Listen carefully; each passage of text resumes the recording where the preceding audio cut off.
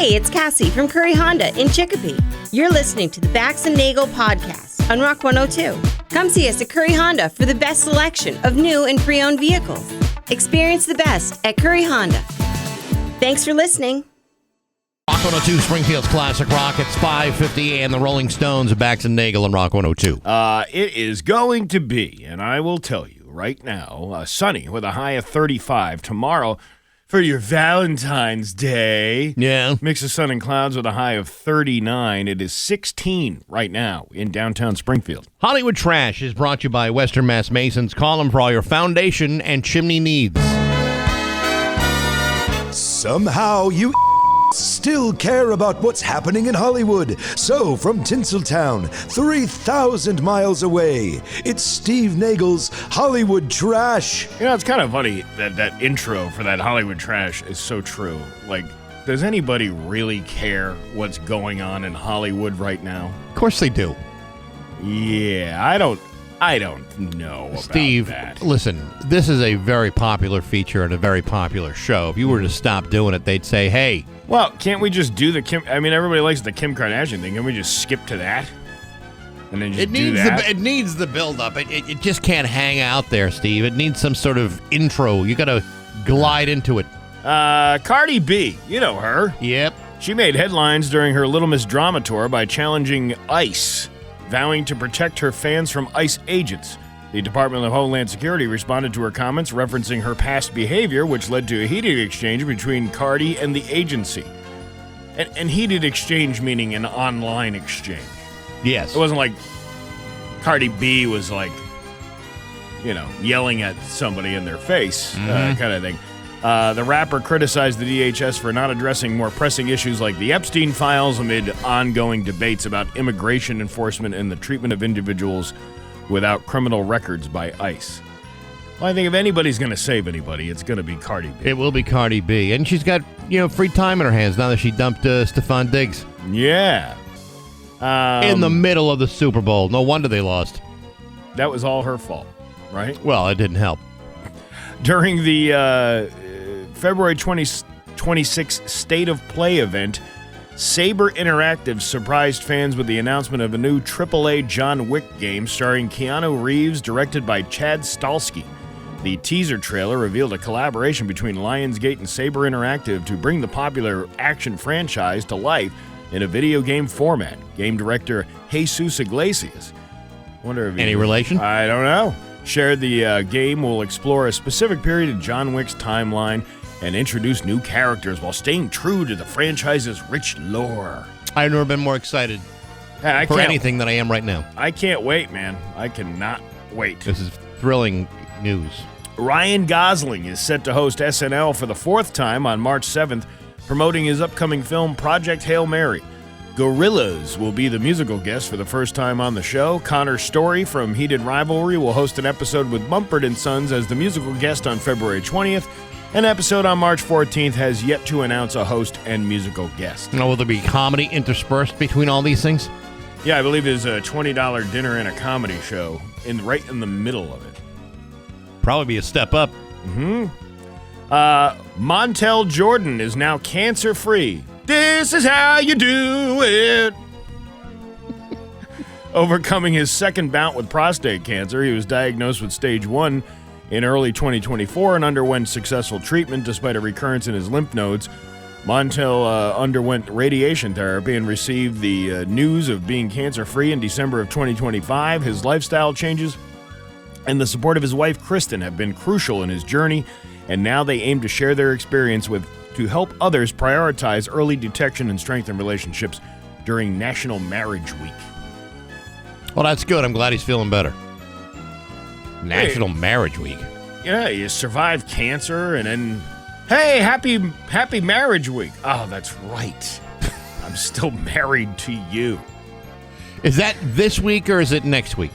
I don't know. When is National? Can you? Because I haven't really celebrated it, so I'm wondering if it's isn't this behind the 8 ball? Isn't this like your anniversary week or next week? It's in a couple of days. Yeah. Oh yeah, actually, National Marriage Week is this week. This week. Yeah, up to the 14th. Got married on the 16th. I'm in the clear. Here's the key details of Marriage Week. strengthening individual marriages and raising awareness of the positive impact of marriage on society. The theme this year is Man and Woman He Created Them, Together with Purpose. I think they're getting into a little God-type stuff. Oh, yeah, well. National Marriage Week provides toolkits, event calendars, and live streams focusing on relationship skills. I am almost 100% sure that my wife and I will not participate in that. Not because we've got problems. It's just we've got other things we'd rather do to have fun because we're so in love. Yeah, you're not that in love. You know why? Because your answer would have been, Steve, every week is marriage week in the Bax and Nagle home. Well, I would say that. I just didn't want to seem like some sort of cheeseball by saying it. No, but you got to sound like a cheeseball because you're married to somebody. Oh, yeah. Well, Steve, every day is National Marriage Day. Every week. Every week. National Marriage Week. You should be more excited about that. I am. I'm thrilled and delighted. There was, let's see. Why is this not loading? I don't know. All right. Make it up. No, I'm not going to make it up. A GoFundMe campaign for James Vanderbeek's family has raised $2 million following his death at 48 from colorectal cancer. The campaign was launched to support his wife, Kimberly, and their 6 children as they face an uncertain future. Friends of the family expressed gratitude for the outpouring of support and asked for privacy as the family mourns. Vanderbeek had publicly shared his cancer diagnosis in 2024 and had previously auctioned memorabilia to cover treatment costs. You know, I really, watching people online complain about, why is a guy like that need a GoFundMe? I'm like, do you understand that actors don't make the money that you think that they make? You know, it's funny you say that because I heard the same thing last night. People complaining about this. You know, how come where'd all his fortune go? Well, first of all, he's got 6 kids. Period. Yeah.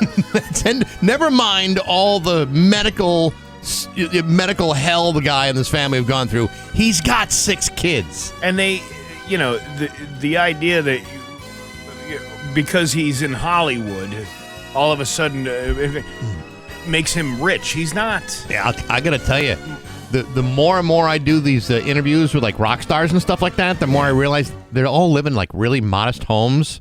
Yeah. Some of them need a lot of work. I haven't seen more than one person do a Zoom call from a palatial estate in like 3 years. Right. Yeah. Right. Yeah. People, I don't know. People just need. They please. Well, let's turn to the uber rich and the Kim Kardashians, all of the world. Go on. Kim is rumored to be on a short list of celebrities that L.A. County is considering to enlist for a PSA warning property owners of the dangers of termites and damage they can cause to wooden structures and interiors, including wooden baseboard trim.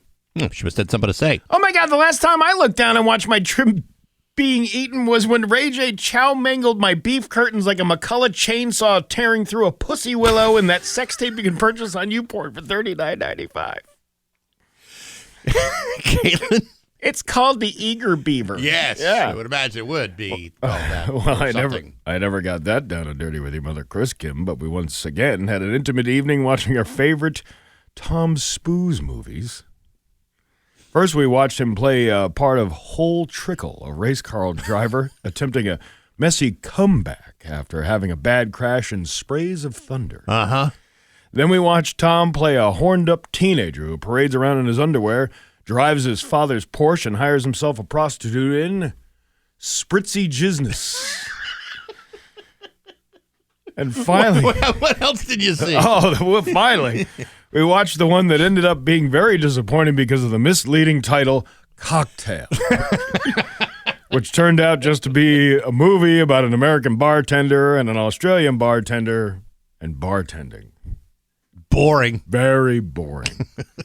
But, your mother. And that is your Hollywood trash on Rock 102. And now, Bax's View from the Couch. Brought to you by Rocky's Ace Hardware, Winter Storm headquarters before and after the storm. Hey, good morning, sports fans. How the heck are you? As some of you know, I'll be turning 60 years old this year. And while it is true that I don't look a day over 57, I can assure you that the years are rapidly catching up to me. From the aches and pains to the inconsistency of my everyday bladder control to the excessive hair growing out of my ears, I'm certainly no spring chicken. This is why I no longer participate in team sports, as I have officially crossed over the threshold of my youthful athleticism. But of course, not every man gets there so quickly. Some guys continue to hang on forever. For example, yesterday, U.S. Olympic curler Rich Rahunen became the oldest Winter Olympian of all time after he had participated in a match against Switzerland at the age of 54 years old. Granted, he lost that match, but at 54, he proved that curling at the international level is perhaps a young man's game. Meanwhile, in the NBA, LeBron James just became the oldest player in league history to score a triple-double. He did it last night with 28 points, 12 assists, and 10 rebounds to help the Lakers pound the Dallas Mavericks 124-104. And he did it at 44 days past his 41st birthday, beating the previous mark set by Karl Malone, who scored a triple-double at the age of 41 years and 127 days old back in 2006. This, of course, represented the 151st career triple-double of LeBron's career, and while one could assume that professional basketball is far more grueling than Olympic-level curling, I would argue that beyond the age of 50, it is curling that is far more difficult. Ever try to lift a 43-pound curling stone off the ground with a case of sciatica? Ever tried bending over and crouching down to release a curling stone past the age of 52 and then try standing back up? Ever try to do all that stuff after your doctor told you to add more fiber to your diet? Listen, no offense to LeBron James, but he's just a few years away from the biggest competitive challenge of his life, drinking a jug of Go Lightly 24 hours after a liquid diet. Now that's an athletic event that never gets old. But hey, enough of my yapping. Sports brought to you by Rocky's Ace Hardware. So you got a plumbing problem? Maybe electrical problem? Go see Robbie at the East Lubbock Rockies. Robbie knows his stuff and is happy to help. Good people like Robbie and rock-solid service at every Rocky's Ace Hardware. I'm Bax. That's my view from the couch. Rock 102. Springfield's Classic Rock at 6:13, and Blue Oyster Cult with Bax and Nagle on Rock 102. It is going to be sunny with a high of 35 today. Tomorrow, mix of sun and clouds with a high of 39. It is 16 right now in downtown Springfield. So after 8 o'clock today, an open line Friday, which is going to be brought to you by K&B Diversified Services. We'll go through the rules before that starts, but I'm hoping that everyone can adhere to those rules to make today a comfortable experience for everybody. Well, we'll see what we can do. Yeah, I like to see everybody step up their game. Last night, Shortstop, great show. Lots of people had fun. Lots of new people came out and hadn't been there before. That's good. Got to try out some new material, and it was fun. It was a fun time. Well, good. Yeah. And how was the chicken teriyaki? That was actually pretty funny because the show was kind of at a lull in the beginning for some reason. I don't know, what attributes to that. Well, who opened the show? Me. Oh, but, well, then you've answered your question. Yeah, well, but you can feel like an energy going. A lot of people show up like an hour and a half ahead of time. Why would you do that? I don't know. I guess people like to get a good seat or something, because it is a first come first serve. It's like we're very much the Southwest Airlines of comedy shows. It's like the sooner you get there, the faster you might get to Group A. Yeah, well, if you have kids, then you get to go between Group A and Group B. Or if you need special assistance. Too. Yeah, that's the other thing. But I don't know. It was a kind of a lull, and then when I mentioned. There was a couple of comedians that one comedian, she had never performed there before, and then I got up. I think I went up after her, and I introduced the next guy. Right. He had been there before. Anthony Pagan. He very funny kid, very funny guy, and he does his thing. And I get up, and it feels like everybody had taken a horse tranquilizer at some point. The ivermectin buffet was open that night? Yeah, and then, you try to get the crowd going. You're like, what'd you think of the meal? The meal was good, right? Yeah, chicken teriyaki rice. And more people clapped for the chicken teriyaki rice than they clapped for any other person that had been on the stage up until that point. Wow. So it became the key word. Whenever I say chicken teriyaki rice, everybody bursts into applause. So that was the running joke for the rest of the show, and that kind of turned things around and perked it up. So good for you. It was fun. It was a fun time. Back to my hometown, or my hometown. It's a place where I live. I didn't grow up there, but It's I your live there. hometown. It's my hometown, Right. Of Huntington. This whole thing about the turkey sandwich, the turkey. We talked to that lady this week about this. Yeah, She's adamant that this turkey was taken from outside Cooley Dickinson Hospital in Northampton and somehow transplanted to Huntington. Well, I mean, if you want to get to the bottom of things and the bottom of gossip, you go to Stephanie Barry over at Mass Live because she'll tell you everything. Oh, she's not afraid of to No. take the rake and muck it around. No, here's the article from Mass Live. Much of the latest talk at Cooley Dickinson Hospital and the nearby Miss Florence Diner has little to do with healthcare or pancakes. They're focused on... Where do you get the pancakes at Cooley Dickinson Hospital? Yes, you get a big stack of hot cakes after every procedure. And then Miss Florence is your nurse. She She does the health care, right? That's correct. Anyway, they're focused on a particular missing turkey called Sandwich. Sandwich is a seemingly wild bird that took up residence near Cooley Dickinson Hospital some time ago, a delight to medical workers, commuters, and locals alike. Seemingly a wild bird? It is a wild bird. What do you think it is? Domesticated, Stephanie? Come on, Steph. Yeah. And it wasn't a resident, still an intern. Yeah. Anyway, after Sandwich went missing last week, the barely wild bird has dominated the conversation. My clientele has been very focused on Sandwich. They just want what's best for the bird, said Miss Florence Diner owner Georgiana Brunton, who added that the topic has sparked spirited debates among customers. It has also sparked an investigation by the Mass Environmental Police, the Fish Police. The agency has said it is impermissible to relocate any wild animal, and infractions could trip minor fines. Remember we were talking to Lisa Goding the other day, and she was like, it's like $50. Right. Barely a fine at all. It's not really a deterrent. No. I mean, unless you only have like $15, then you're way behind. But still, you could probably find someone to loan you a few bucks. Huntington resident Andrea Jasinski owned up on Facebook to taking the turkey to her neck of the woods as a service to the fowl. Some say Sandwich had been wandering in the area in Northampton alone after her mate was hit by a car. It was like a widowed turkey. Yeah, right. Jasinski's original social media posts about moving the bird were a bit cheeky and unapologetic. Sandwich is doing just fine. I didn't get a social background and a history on him, and I was worried for his safety, she wrote on Facebook last week. I have spoken with the Fish Police, and no, I'm not bringing him back. Poor thing is confused enough. There also appears to be some debate about the bird's gender. And now we're misgendering the birds now. You gotta kind of look really underneath with through the feathers. I thought the pretty-looking ones were the males and the ugly ones were the women because that's where the predator thing comes into play. I believe you are correct on that, Steve. But I have never seen that part of the anatomy on Thanksgiving dinner. Or am I thinking of a peacock? Peacocks, actually many birds, the male is the more attractive of the species. Not so unlike humans. You're damn right, right? Yeah. Right? Anyway, Jasinski had also had a piece of advice for those who were upset over the turkey's fate. If you miss him so much, get a dog. All right, that is a little tone deaf to me because you've basically done an abduction. Yeah. I mean, this is basically a turkey napping. A gobbler napping. Right. Yeah. I mean, taking an animal out of its environment, out of its home.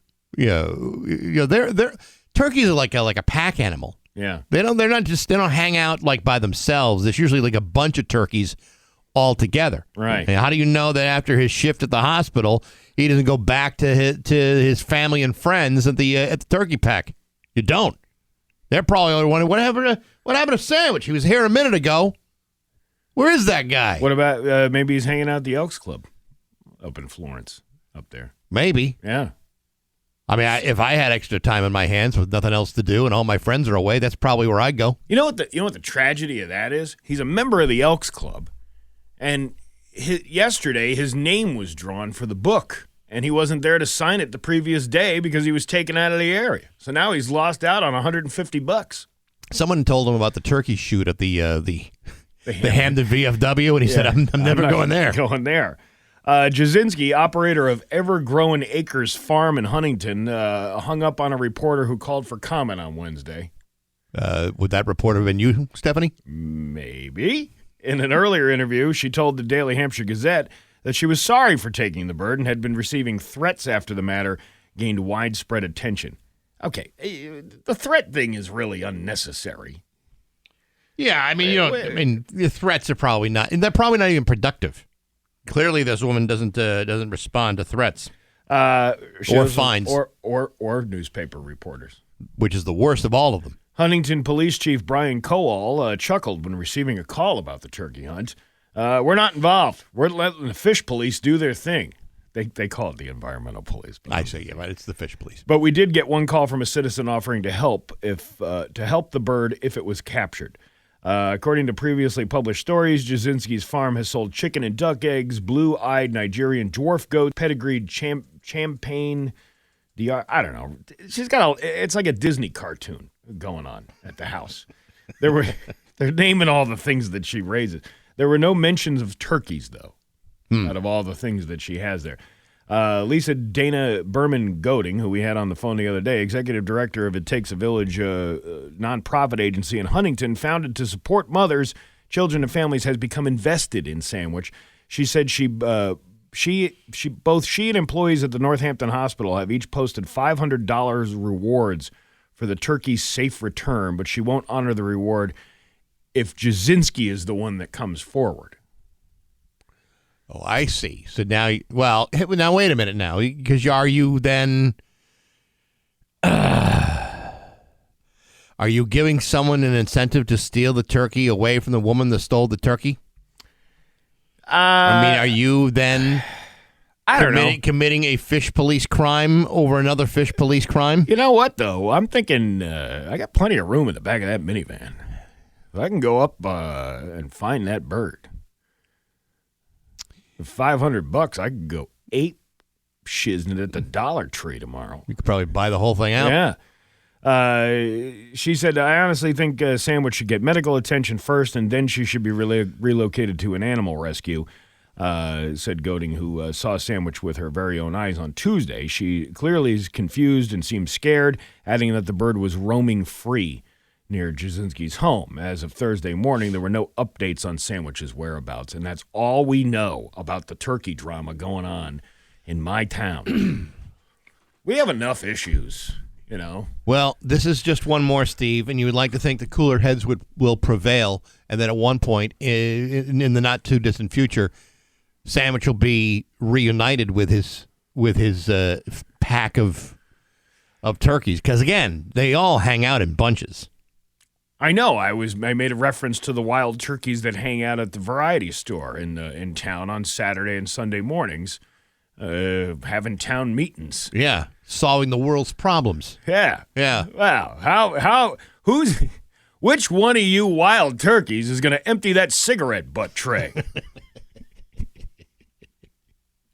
You want to pick up your Keno slips, please? Yeah, come on. It's a respectable town, for God's sakes. It's 6:27 with Bax and Nagle at Rock 102. Okay, there you go. There you go. Liam has the full forecast for you.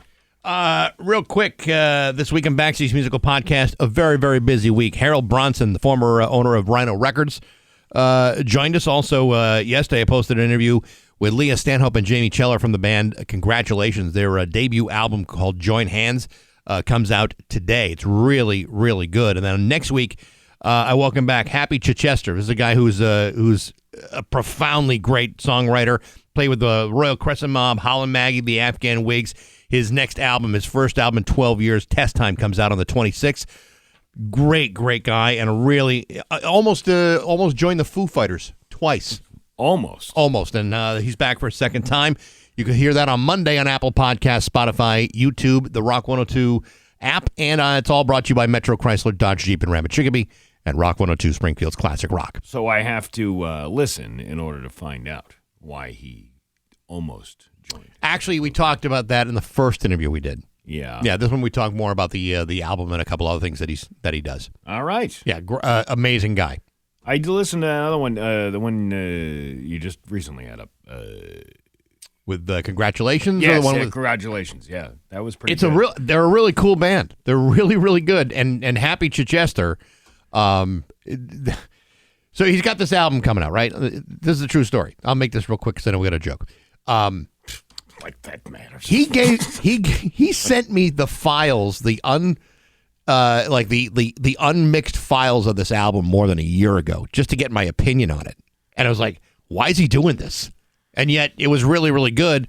And he wound up being, we've been chatting for over a year, me and this guy. So we're like pals. So it was a really cool interview. Oh, that's pretty neat. Like talking to like an old friend. Hey, buddy, how you doing? It was a lot of that. Actually. How's it going? It was a lot of that. So go check that out starting on Monday. All right, now you ready to laugh? Now I'm ready. It's Bax and Nagle's Joke of the Day I'm funny how? I mean funny like I'm a clown, I amuse you, on Rock 102, I make you laugh. Springfield's classic rock. All right, Bax, are you ready for some Valentine's jokes? I'm ready for some Valentine's jokes. What's Cupid's favorite band? I don't know. What's Cupid's favorite band? Kiss. Hey, why did the skeleton break up with his girlfriend before Valentine's Day? I don't know. Because he didn't have the guts to ask her out. You get it? Because he's a skeleton. He doesn't have any guts. Yeah, I got that. Hey, what did the bacon say to the tomato on Valentine's Day? I don't know. What did the bacon say to the tomato on Valentine's Day? Let us be together. Yeah. What did the pickle say to its Valentine? I don't know. You mean a great dill to me? Nah. Hey, what's the difference between you and a calendar? I don't know. What's the difference between me and a calendar? A calendar has a date for Valentine's Day. That doesn't make any sense because you're married, so it really doesn't matter. It's still funny. Oh man, what a dumb little segment this is. Bax and Nagle in the morning on Rock 102. Here's your Western Mass News First Alert Forecast. 6:33 with Bax and Nagle on Rock 102. It's time for news brought to you by Gary Rome Hyundai. Technicians get up to a $5,000 sign-on bonus right now. Learn more at GaryRomeHyundai.com/family. His local radio icon, Steve Nagle. Thanks, Bax. And an update to our little turkey story. Yeah. Somebody wrote in on the Route 10 Tire listener line. Steve, the male turkey is called a tom, hence tom turkey. The female turkey is a hen. It's the smaller of the two and more camo in appearance. Tom turkeys have a long, thick bunch of black hairs that grow from the chest. Oh, right. The older tom turkey, the longer the beard. I hope this helps. Well, who's having sex with the hen? They're all having sex with the hen. That's perverse. I'm so glad that this person took the time to educate us. Well, I forgot that, Tom Turkey. I forgot. I think I knew that, sort of, but I forgot all about it. It's like... Listen, I haven't brushed up on my turkey skills in quite some time, so...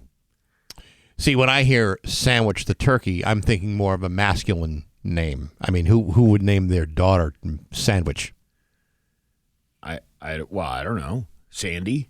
You never thought of that? Then you call it Sandy, but you don't call it Sandwich. Yeah, but Sandy is short for sandwich. Or Sando. I've heard that too. But listen, who's to say? Maybe the turkey should have been brought to Sandwich. The sandwich was in Sandwich. Isn't Huntington far enough? Yeah, it's like 12 miles away. Still. 6 people were arrested and a large quantity of drugs, firearms, and cash, and lawyers, guns, and money were seized following 2 coordinated law enforcement operations targeting trafficking rings in Springfield. According to authorities, the operations conducted February 10th and 11th stemmed from a 4-month investigation into what officials described as a sophisticated drug trafficking ring based in Massachusetts and Puerto Rico. That phase ended with 6 simultaneous search warrants carried out by the city. Officials said the second operation focused on a mid-level fentanyl trafficker operating in the greater Springfield area. According to state police, the combined efforts resulted in the seizure of 15 handguns, 6 rifles, 11 large-capacity magazines, hundreds of rounds in ammunition, 30,000 bags of fentanyl, and $63,000 in cash, all to be won here on the Springfield FIU Price is Right. Hey, watch your mouth.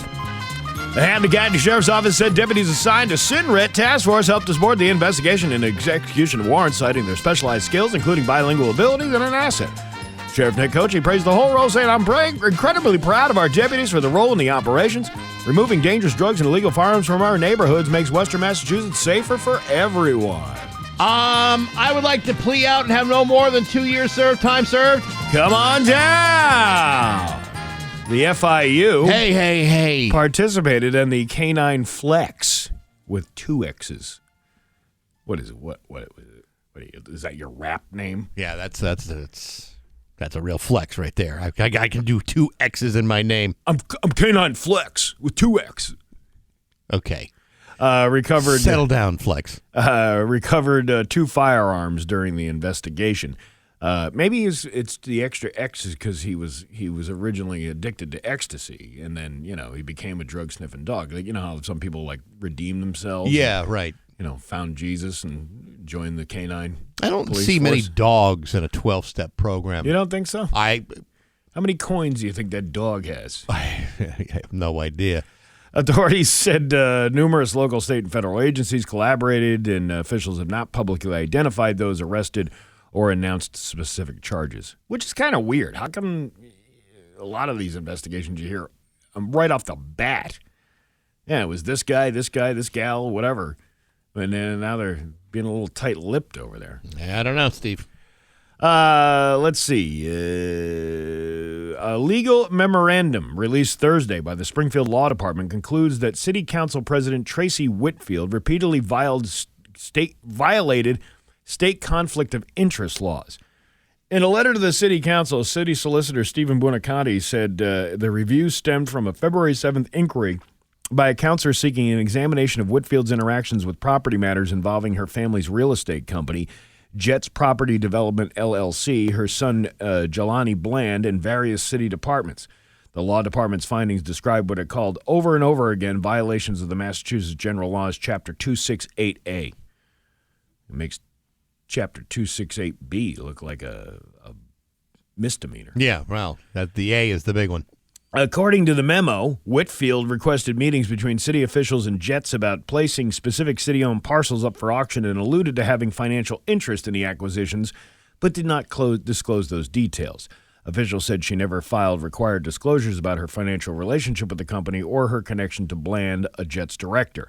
The memo outlines alleged violations and dealings with several departments, including housing, community development, the treasurer's office, public works, and planning.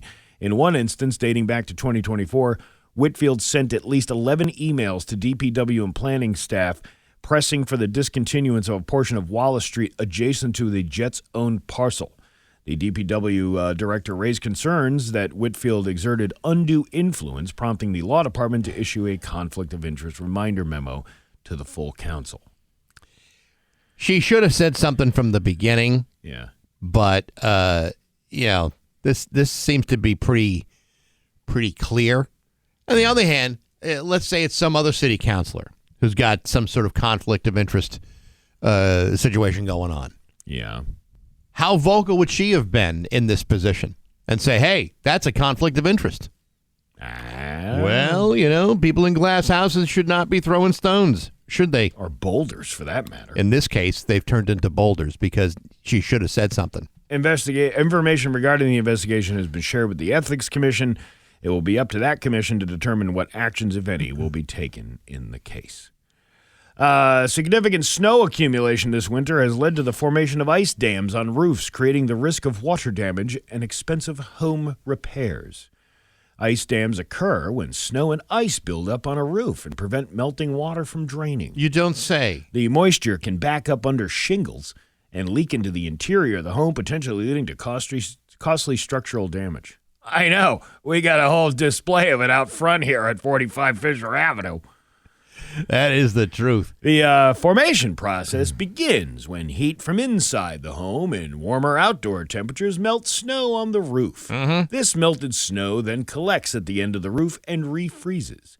The resulting ice can build back up into the shingles and form a dam, causing water to back up behind it and flow into the house. Now, if you don't roof rake, then you run the risk of bigger dams. Yeah. And I'll tell you what, they have those heating coils. Mm-hmm. Those work pretty well, but you still kind of have to roof rake because otherwise it still melts the stuff on top.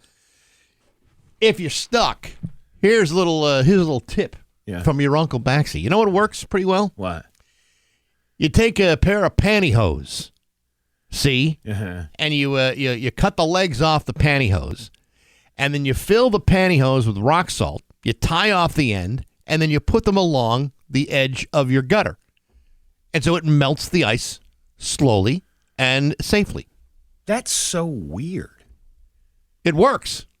That's exactly what my kink is. I've been doing this all along. I didn't know you could use that to melt the ice dams on your roof. You're killing two birds with one stone, aren't you? Filling pantyhose with rock salt for years and didn't even know that it melted the roof dams on my house. Well, now when you're done with it for the first reason, you can put them up on the roof when you're done. All right. All right. Yeah. I'll pick up some hosiery today on my way home. For those of you that have never heard that before, you're welcome. Did you learn that from a YouTube video?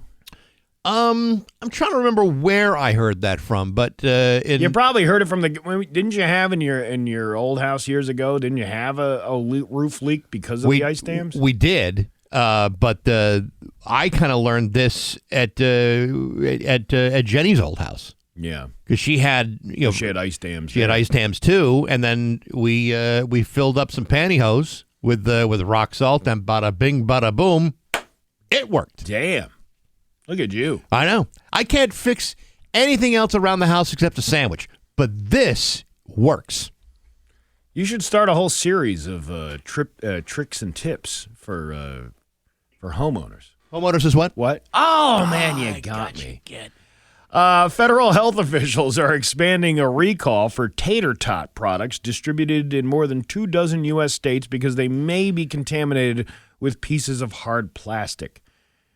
It's a small price to pay for the deliciousness of a tater tot. Yeah. The recalled tater tots originated from the firm McCain Foods in Idaho. They were distributed in large quantities to food service clients. Importantly, they were not for sale at retail stores, according to the FDA.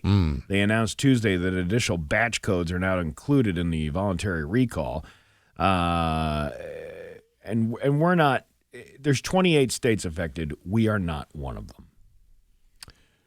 Well, that's a relief because I'm chowing down on tater tots like it's nobody's business.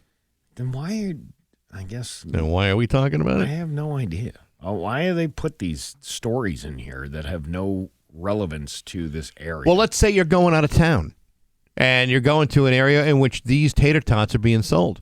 Mm-hmm. And you say, man, I sure could go for some tater tots in an affected area. Next thing you know, you're walking around with like more plastic in you than like Monsanto.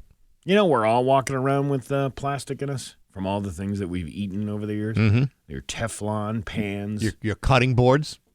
Yeah, the cutting board. I use a wooden one.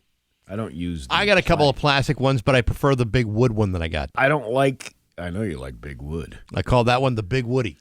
I don't particularly care using for the plastic ones. There's something about that. Yeah, the microplastic thing is real. Yeah. Well, there you go. Yeah. I guess we solved the world's problems today. That was a relief. Was it?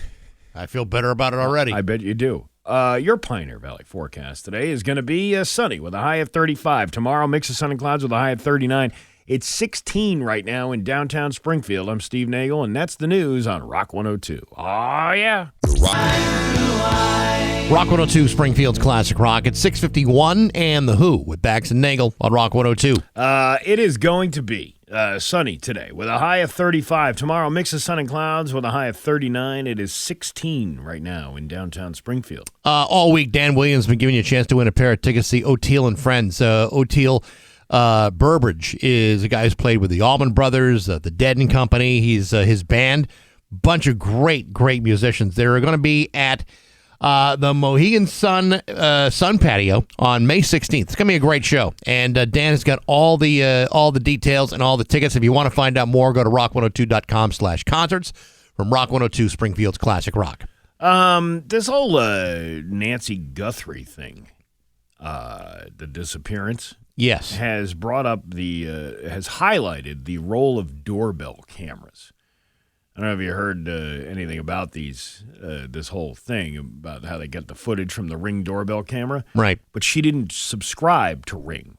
The camera was just on, and most people would just assume, well, it's not really picking up it's not transmitting anywhere because you're not subscribing to it. Well, then how did they get the video? That's what this whole thing is about. The investigation into Nancy's disappearance has highlighted the role of doorbell cameras as images and videos captured by her device at her home in Tucson have become central to the case. Tim Reagan, director of investigations for Chainalysis Government Solutions, emphasized the importance of moving quickly and smartly in such investigations. Reagan, who retired in 2023 from the DEA, noted that companies are generally willing to help in cases involving loss of life and kidnappings. Companies generally want to help, right? They want to be covered and protected, but they also understand loss of life, risk of life, and kidnappings. They're willing to help. Retired FBI agent Jason Pack, now with Media Rep Global Strategies, described the recovery of the images as remarkable engineering feat in the cyber world. Pack explained the urgency in recovering the image was crucial because doorbell camera footage can be overwritten. It's temporary. It's used to and re-recorded over. They were able to race against their own internal clock and recover that before it was written over and maybe have the evidence lost forever. They also discussed the growing acceptance of doorbell cameras and the importance of understanding how long the videos they capture last. You can get, just cameras or you can just get monitor systems. But this other video I was watching yesterday emphasizing that if it's connected to the internet, they have all this stuff. It's not that when you stop subscribing to something, it's not that you are getting rid of it. You just don't have access to it. Right. They have the access to it. And investigators can get a warrant for that stuff. Yeah, and I don't really know. I mean, we've had these discussions about privacy issues and all this other stuff, but we've already given up. The people who are like, I don't want to give my information out. What do you think this thing in your hand is doing every day? It's waiting for you to say key words like the names of those assistants or the name, hey, whatever her name is for Amazon. Or, hey, you're for being Apple. monitored all the time. Right. Perfectly good example. The other day, my brother-in-law was over, and he and my wife were talking about a guy that he knew. Yeah. And I've met the guy. Yeah. A couple of times, but I have no real connection to him. It's like I've met him haphazardly. Well, the two of them were talking about this guy, and then within minutes, and I mean like minutes, I flip my phone over, I go over to Facebook, and who shows up as one of the people I know is the same exact guy. And I said, "Is this the guy you're talking about?" Isn't that creepy? It was wild because I had no other connection, and I think we had like one mutual friend, and it wasn't even my brother-in-law. That happens to me a lot. Where you run into people, or you start talking to them. Yeah, because your phone is pinging you. And when you're on if you're on a Wi-Fi network, like here in this building, right? Yeah. We're on the same Wi-Fi network. It knows you and I are in the same vicinity together. Sure. And then it knows when somebody, like a winner comes and picks up a prize here. Well, not here anymore, but you know what I mean? If they connect to the network, then they know, hey, these guys must be connected somehow. Right. And they're not friends on Facebook. Let's spew out that's pretty creepy.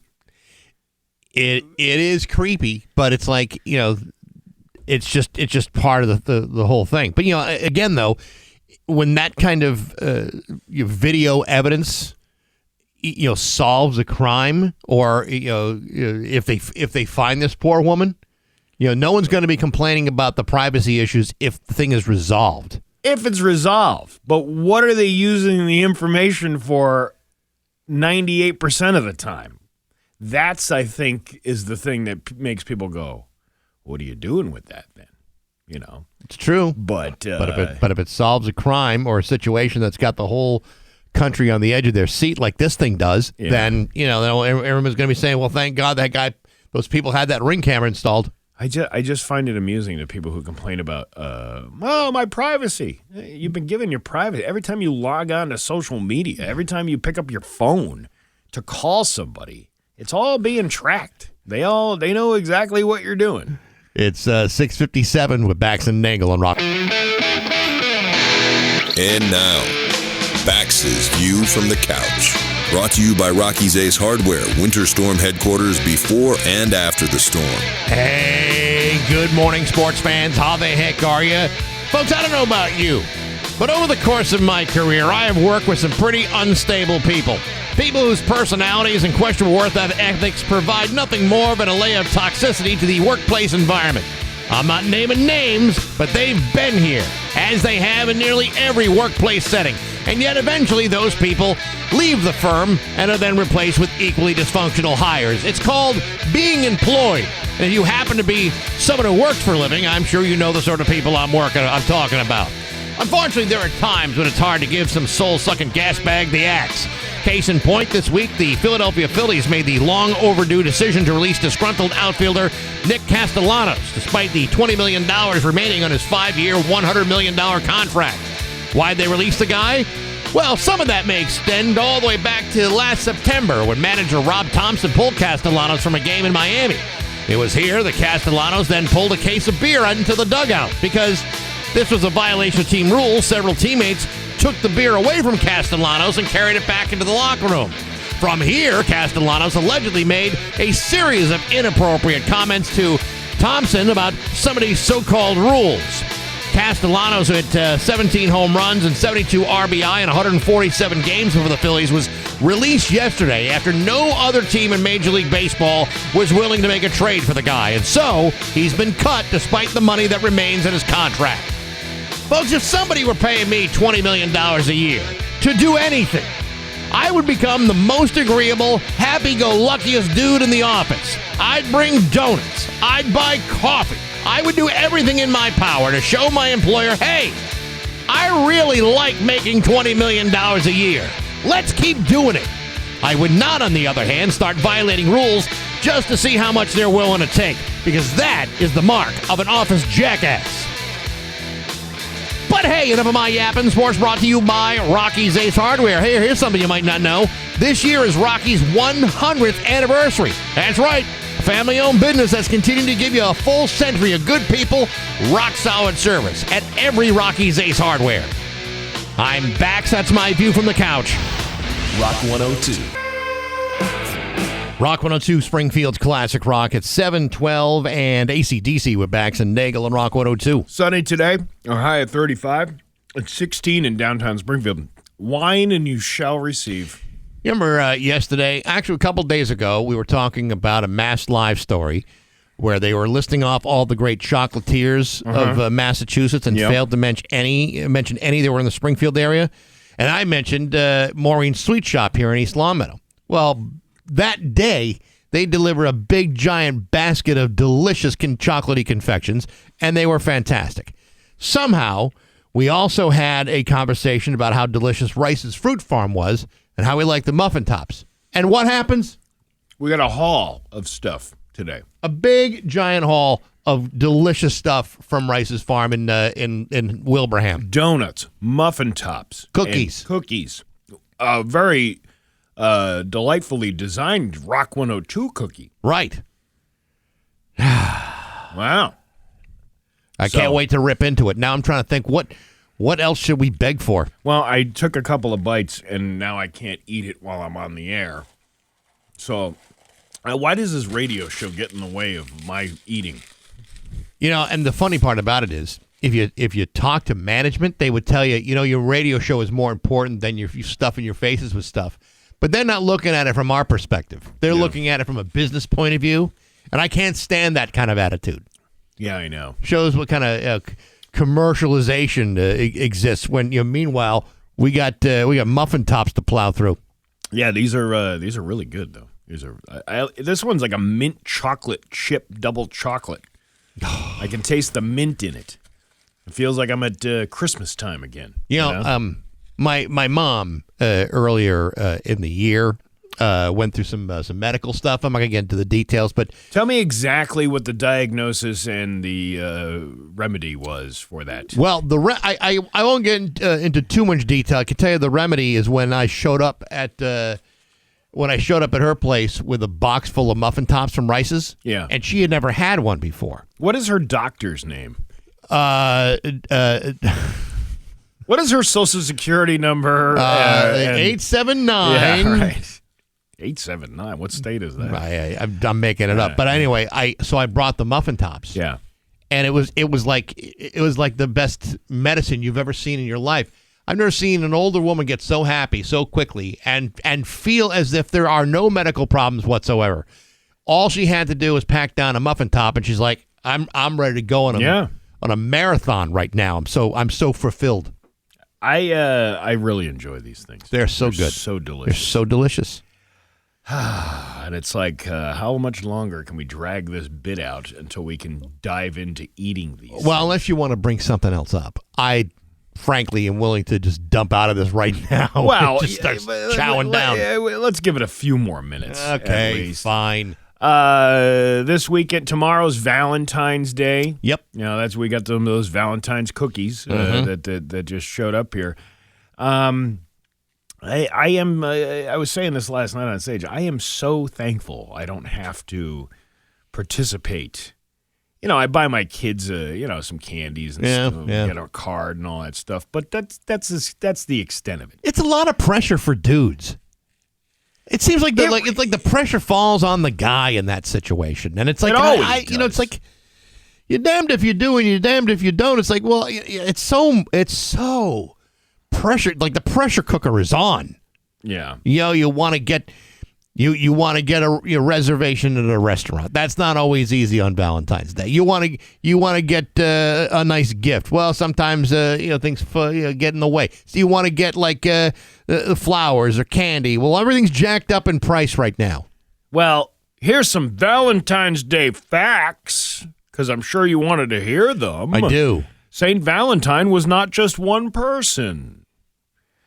Many people know that Valentine's Day is named after Saint Valentine, but did you know there are actually two Saint Valentines? Really? Nobody knows for sure if the holiday originally celebrated Saint Valentine's of Rome or Saint Valentine's of Terni, both of whom were martyred. Legends say that Saint Valentine of Rome was a priest who defied the Roman Emperor Claudius II's ban on soldiers getting married and continued to marrying couples in secret. Other stories say that he helped Christians escape Roman prisons and fell in love with the jailer's daughter, writing her a letter signed, "From your Valentine." Is that a fact? I don't know if it's a fact or not. It sounds phony to me. Hey, would good housekeeping lie to you? When has good housekeeping ever steered you wrong, Bax? You're going to bring a good point, Steve. Valentine's Day also has pagan roots alongside its connection to St. Valentine. It may have originated in Lupercalia, a festival of fertility. I had that once. Yeah, I had it too. Just a couple of a little ointment, and it was all cleared up. Yeah. A festival of fertility celebrated on February 15th in ancient Rome. How about this one? In the 1300s, it officially became a holiday associated with love. Really? Yeah. They're like, we've gone this far. Let's just make this a world holiday. I mean, are we the only? So I assume that we're not the only country that celebrates this, or are we the only country that hammers it? So we got to go buy cards and candies. We're the only country that commercializes it so much that you got to shove it down your throat with the gifts and the flowers and the cards and all this other stuff. Cupid has roots in Greek mythology. The first Valentine was sent in the 15th century. Mm-hmm. According to History.com, the oldest Valentine we have on record is from 1415. 1415. Yeah. Charles, Duke of Orleans, wrote it to his wife while he was a political prisoner in the Tower of London. One of the lines in the poem, "I'm already sick of love, my very gentle Valentine." Ooh, what a swoon. Why does that not sound like something you'd write in prison?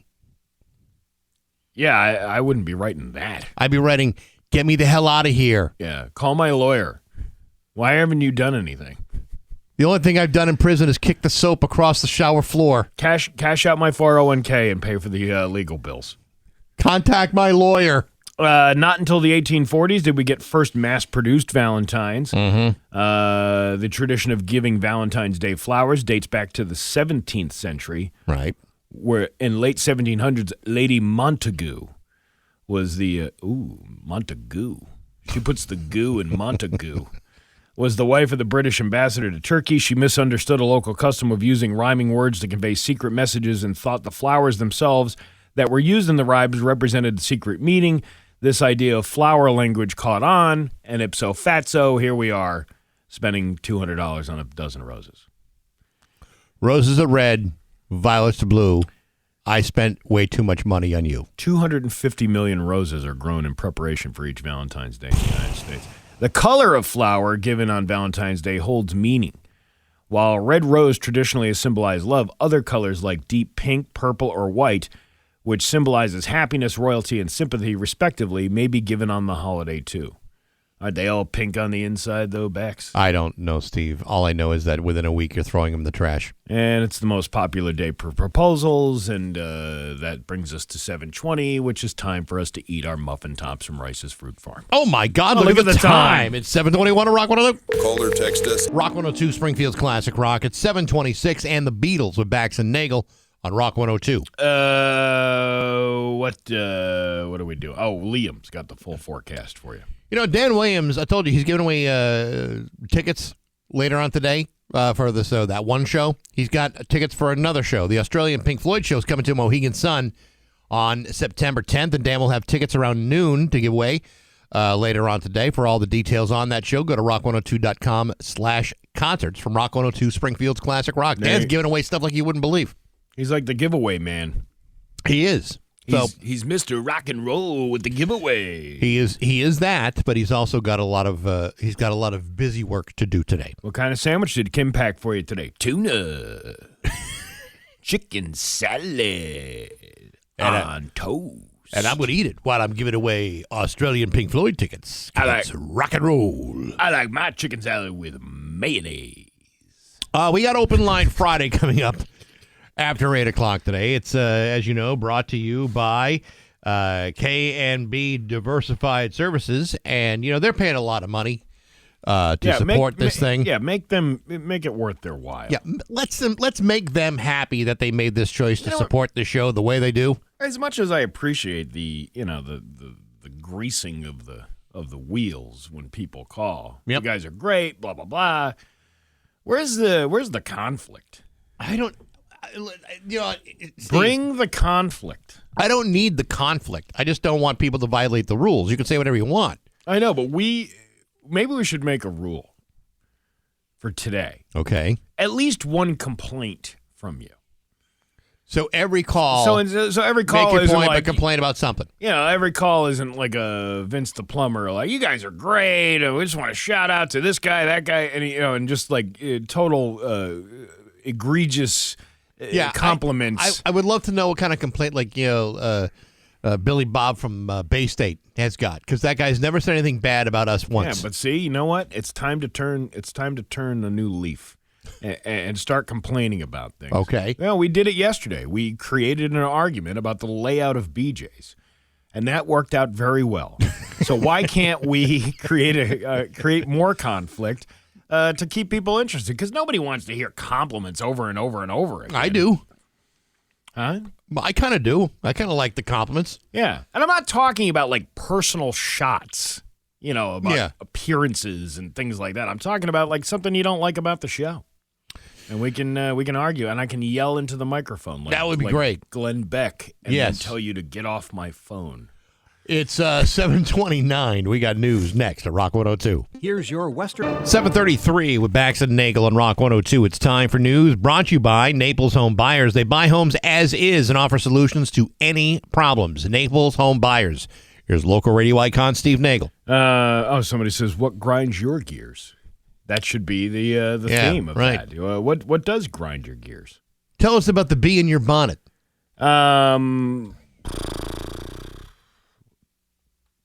What? They Might Be Giants. That was a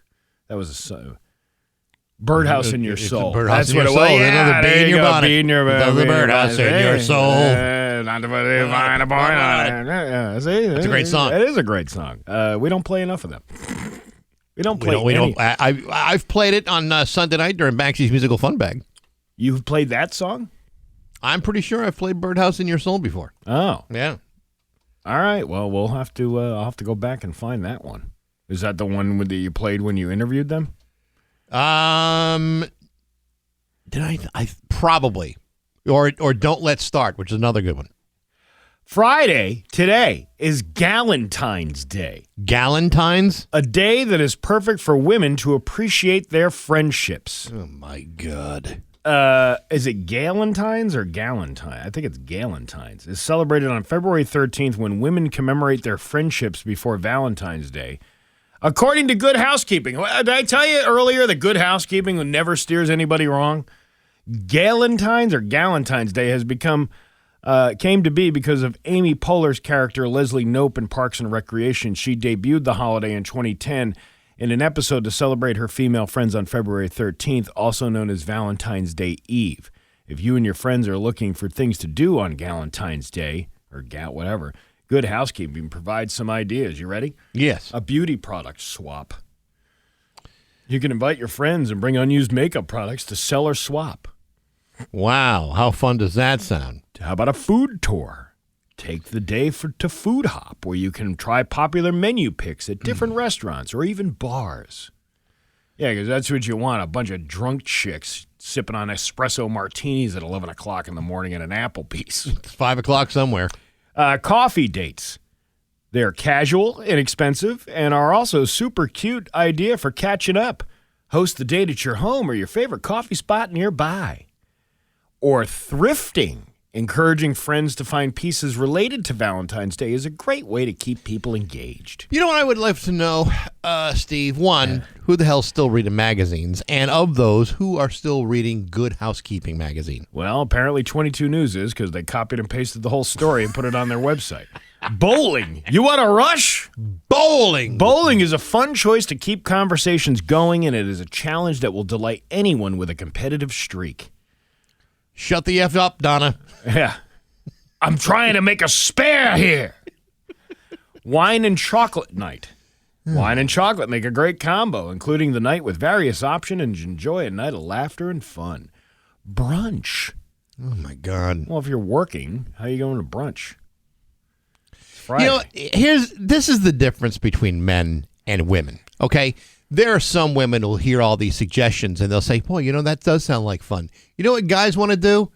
They want to golf, they want to drink beer, they want to light their farts, and that's pretty much it. Mm-hmm. Maybe grab some wings somewhere. That's all we really want to do. We're very simple creatures. You don't want to go for a park stroll?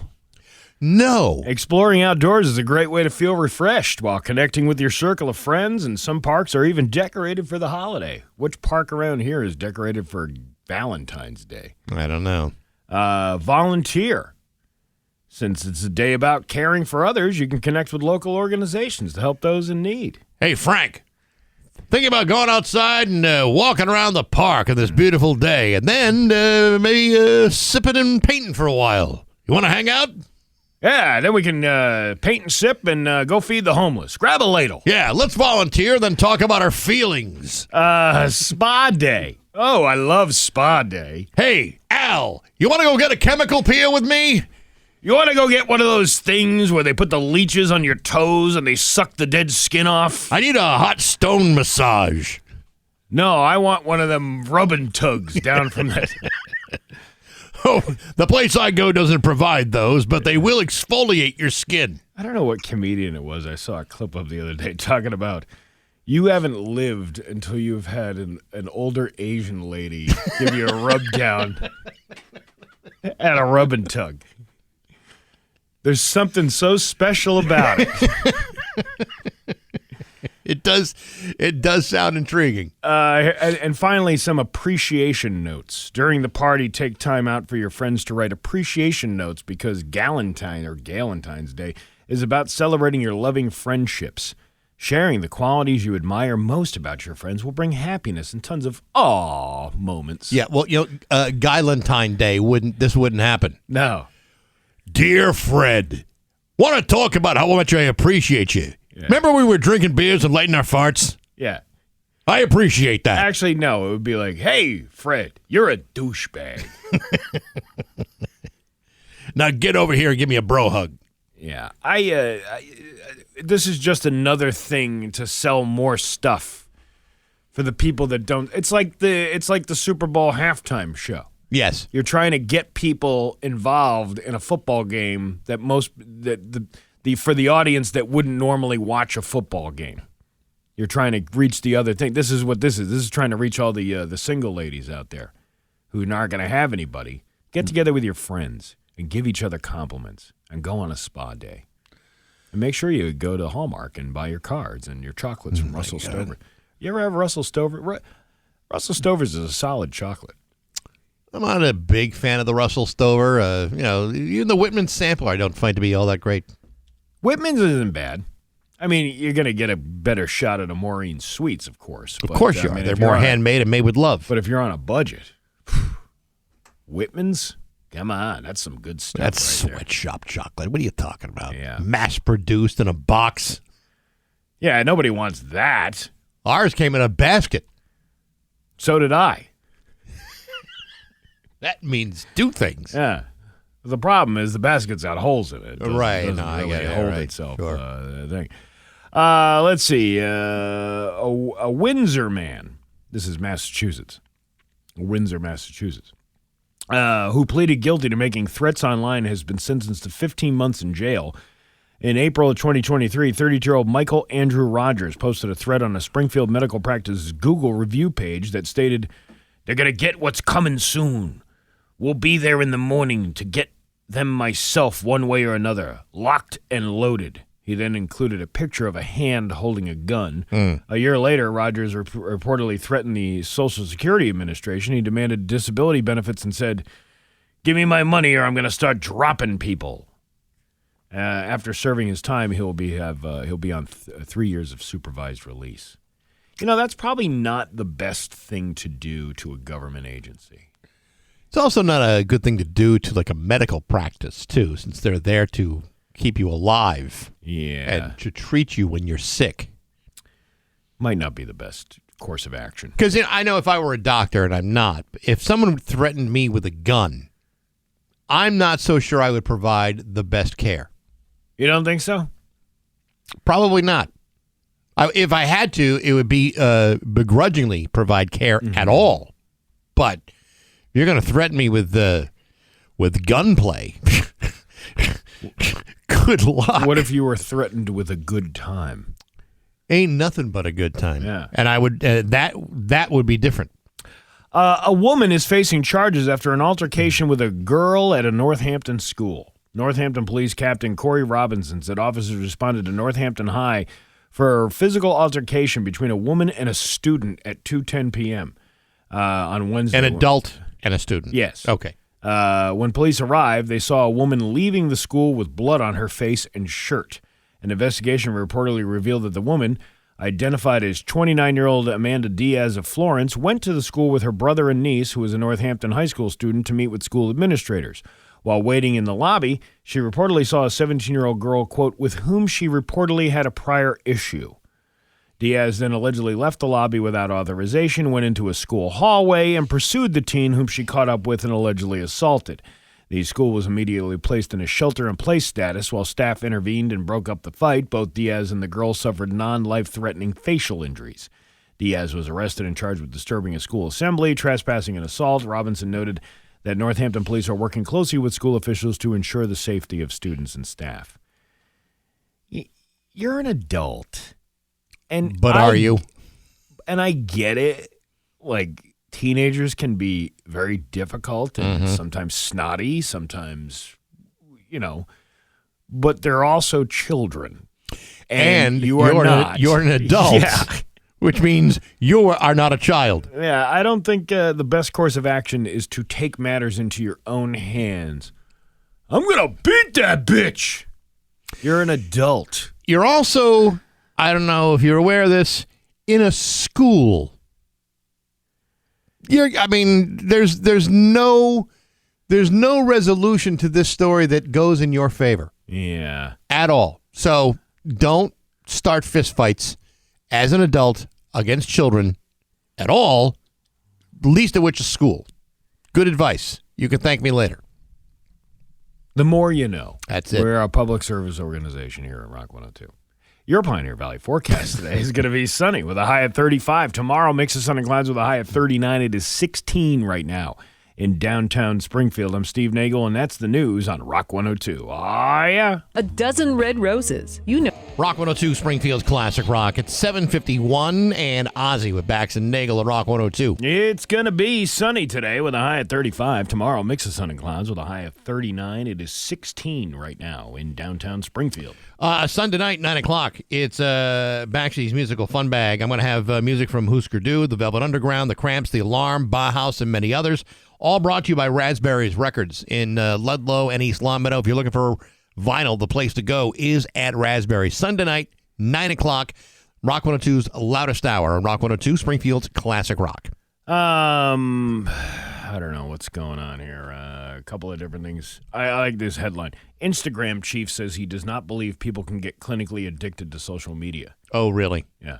That's like the cigarette companies going, nicotine is not addictive. What are you talking about? Booze? Booze? That's not addictive. There's nothing dangerous about drinking booze. I was watching something about how social media is like, it's like a slot machine. You know, especially with Reels and TikToks and things like that. It's like your brain functions much like a slot machine. Like if you're putting money into a slot machine, you keep trying to get another shot of dopamine in you. Sure. From another round of videos or whatever. It's actually pretty interesting and how they gear it towards people. Listen, if you've spent more than an hour looking at Reels, Instagram videos, or TikToks at a time, you might have opened the door to an addiction problem. If you've wasted half the day doing it, you definitely have an addiction problem. So yes, no, there's something to social media and addiction. I believe that's true. I've spent half the day probably on social media just because I'm sick or whatever. I mean, I don't know. I mean, but it is because it's something to do.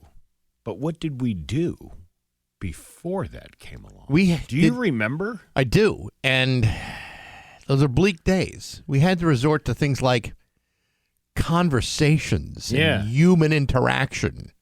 That was always like, when you get married and you have kids. Yeah. And then people say, do you remember what it was like before you had? What were you doing before you had kids? And most people can't remember. No, because it's very much like if you asked like a woman who had a difficult pregnancy, would you want to get pregnant again? She says, yes, I would love to get pregnant again, even though, it was an awful pregnancy. It's like you forget what life was like before your life completely changed. You have no idea what you did. Yeah, exactly. Florida couple arrested after a pickleball fight. This is really getting out of control, this pickleball thing. It sure is. Yesterday, we were talking about Johnson's hitting the grundles. Today, a Florida couple was arrested after the two were allegedly involved in a fight over a pickleball that included 20 people. Authorities in Volusia County said they arrested 63-year-old Anthony Sapenza and 51-year-old Julianne Sapenza. Police said the Sapenzas physically assaulted the team they were playing against. Anthony faces charges of aggravated battery, causing bodily harm, and Julianne is charged with battery on a person 65 years or older. The couple is now out on bond, but they don't say what the argument exactly was about. That's what I want to know. The John McEnroe of pickleball? Arguing calls. It's out. That was in. It's out. In. Yeah. Are you serious? Yeah. Next thing you know, you're smacking someone upside the head with a paddle. Can't anybody have a hobby that doesn't turn into a bloody fist fight?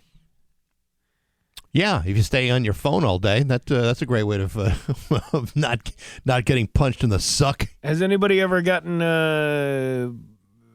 beaten up over a shuffleboard tournament? Oh, I'm sure they have.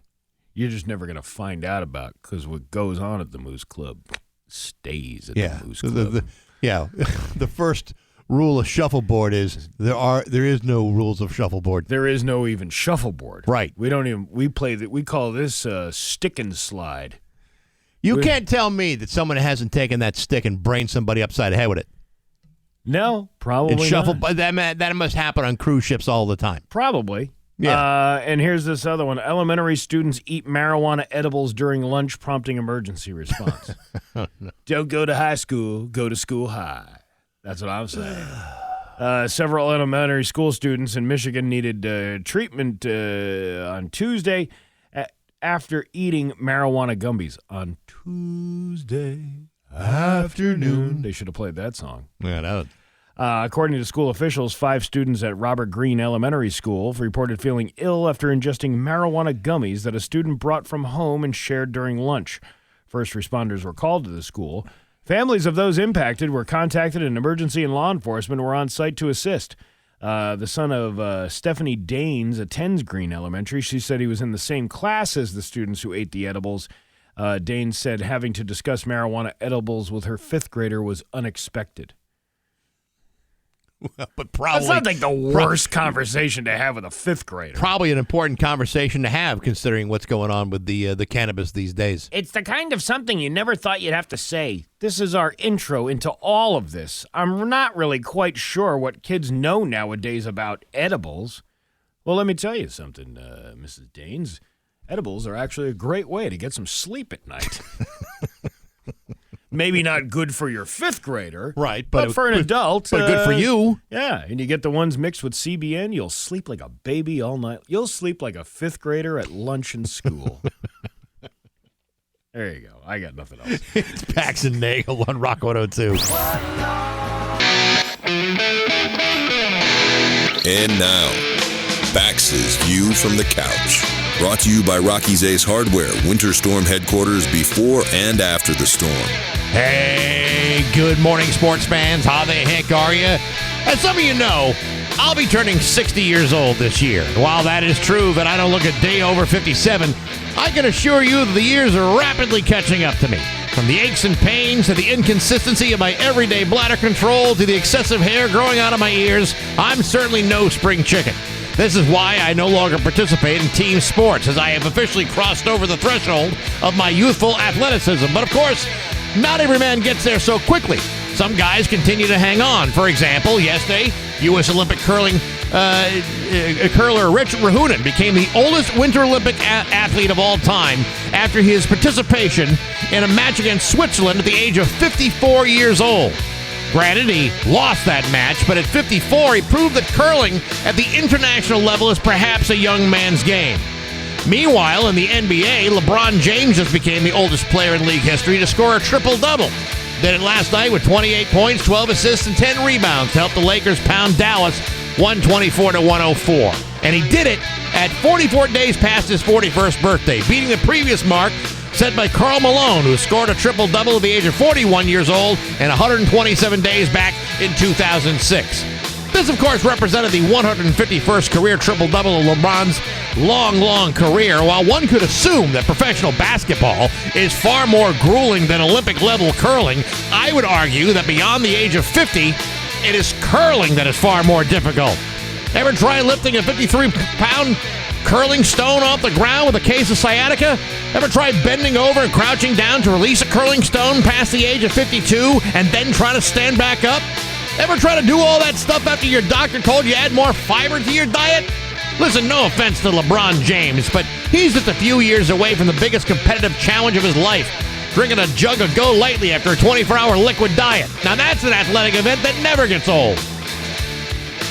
But hey, enough of my yapping. Sports brought to you by Rocky's Ace Hardware. You have a plumbing or electrical problem? The guy you need to see is Robbie, the East Longmeadow Rockies. That guy practically born in a hardware store. Knows how to help you with almost any home repair. Good people like Robbie and rock-solid service at every Rocky's Ace Hardware. I'm Bax. That's my view from the couch. Rock 102, Springfield's classic. Rock 102, Springfield's classic rock. It's 8:11 and the great Eddie Money on Rock 102. Mix of sun and clouds today with a high of 30. It's 20 right now in downtown Springfield. You ready? Oh, I'm ready. And now, live from the Richard Grieco Studios in East Longmeadow, Massachusetts, it's Open Line Friday! Okay, 293-1021, time for Open Line Friday, brought to you by KMB Diversified Services, Connecticut's go-to for excavation and demolition. Here are the rules. We've heard them before. Let's go through it again. No foul language, no hate speech, try not to act like a dink, and get to your point in 30 seconds or less. Some of that is seemingly easy. It's all easy. It's whether they can remember to do it all at once. That's been the challenge. All right, let the Shiznit show begin. Rock. Oh, hey, there you go. Rock Probably 102. didn't have anything fun to say. Rock 102. Good morning. Who's this? Hey, what's up, guys? It's Matt the Drunk. What's up, Matt the Drunk? Hey, Steve, any chance you can get me 5 minutes on one of those dinner and a show Thursdays? Yeah, To absolutely. perform or to finish your food in 5 minutes? Oh, yeah, I can do that. All right. But hey, I got a quick joke for you guys. All right, let All her right, rip. go for it. All right, hey, what do you call that little bit of dirt at the bottom of a woman's underwear? I don't know. What do you call that? Clitty litter. Okay. All right. I'm sorry. I'm sorry we asked for that. Rock Rock 102. 3 minutes at the shortstop. Rock 102. Good morning. Who's this? This is Steve. Last name Zanus with a Z. Okay. Zanus. All right. What's up, Mr. I Zanus? don't really have any complaints about the show, but I will say, Steve, man, you've been eating a lot of really unhealthy food lately with these poon cheese and, the muff tops and all that stuff, and it's a lot of extra work for us Zanuses. Well, who doesn't love a good muff top? I mean, you can't go wrong with it. That's right. You can't. You can't. right. You're absolutely right. You can't get a better breakfast than that. It's hearty, that's for sure. All right, listen, thank you very much for the call. We appreciate the time. Rock 102. Good morning. Who's this? This is Eric, your tire guy. What's up, Eric? Not too much. You guys are doing a good... Oh, wait a minute. You said no compliments, Yeah, just right. complaints. You guys are talking the other day about IDs, and with the book, to get into a bar. Yeah, checking the ID. Like, you've never seen a bar that had an ID book. Yeah, well, I've lived in New Hampshire my whole life, and me and 3 of my friends and one from Maine went across the border to Tingsboro to a strip club, and they let all 3 of us in with New Hampshire, and the guy from Maine, we don't take out-of-state IDs. I go, wait a minute, I'm from out-of-state. What the hell's wrong with you? That's weird. But Maine is 40 minutes away. And they wouldn't let the main guys go in. They wouldn't let the main dude come in. He had to go back to his hotel, so we all just left. Yeah, go back to strippers Bangor are to hungry. see your strippers. Yeah, right. All right. Well, that's a crazy story. We appreciate it, though. Thank you. All right, later. All right. Rock 102. Good morning. Who's this? Hey, this is Jimmy. Good morning. What's up, Jimmy? Hey, actually, I got a question for Steve. Steve, Yeah. you were supposed to do a show in the Aquila's Nest Vineyard a couple weeks ago, or a week ago, Yes. something like that. Yes. Yes. Are you going to do another one of those because yours got canceled with all that nasty New England weather? I haven't had a reschedule of that show yet, but we are working on that. So I will announce that when we get a new date for it. Awesome. Sounds good. Thanks, Steve. All right, All right, thanks. there you go. All right, Rock 102. Good morning. Who's this? Hey, good morning. It's Kevin from Georgia. What's up, Kevin? Not much. How you guys doing? You're calling from Georgia right now? Yes, sir. Ah, okay. Whereabouts? Whereabouts in the Peach State? I'm right outside of Savannah. Outside of Savannah. Very All right. nice. I live up in yeah. I lived up in Palmer for a while. Just calling to say happy birthday, Bax, and I hope you guys have a good day. Okay. His birthday brings is it until September. but I'll take it. In case we don't talk until then, but I appreciate it. All right. No, I thought you're all right. Never mind. It's quite all right. The South really damages people's brains. down No, there. come on now. Appreciate it. Rock 102. Good morning. Who's this? Hello? Hi, Hello? who's this? Hi, it's Trevor from Belchertown. What's up, Trevor? Chicken teriyaki. Yeah, he was at the show last night. All right. Yeah. Did you enjoy the show? Yeah, it was great. Chicken teriyaki rice was the headliner, wasn't it? Woo! Yeah, that's what I'm talking about.